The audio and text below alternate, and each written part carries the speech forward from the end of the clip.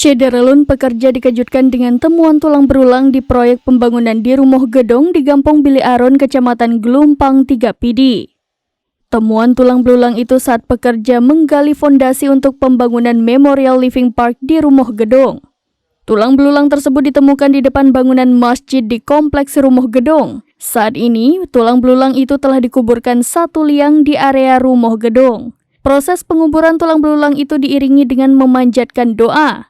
Anggota DPRK PD, Tengku Muhammad Nur, sempat mengunjungi pembangunan Living Park di rumah gedung. Kunjungan politikus PNA itu dilakukan setelah prosesi penguburan tulang belulang. Untuk diketahui, pembangunan proyek Living Park di masjid di rumah gedung menelan dana sekitar 14 miliar rupiah bersumber dari APBN. Proyek Living Park terus dipacu pekerjaannya. Living Park dibangun dengan nuansa taman hingga lampu di tiang.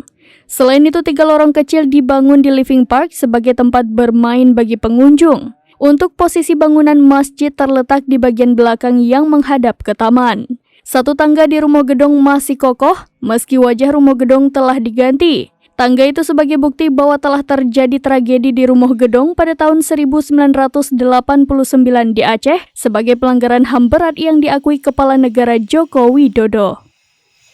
Mengenai dengan ditemukan tulang belulang ini, saya harap selaku wakil rakyat ataupun anggota DPR kepada pemerintah untuk terbuka, jangan ditutup-tutupi. Apapun masalah ataupun yang terjadi di sini, untuk selalu terbuka kepada masyarakat.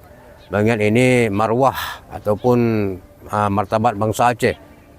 Apa yang telah terjadi sekarang dulu itu jangan lagi dikhianati, artinya jangan lagi ditambah sakit hati orang Aceh.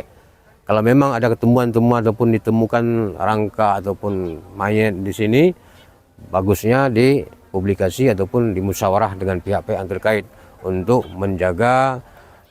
Dari PD, Muhammad Nazar, serambinews.com. Download Tribun X sekarang, menghadirkan lokal menjadi Indonesia.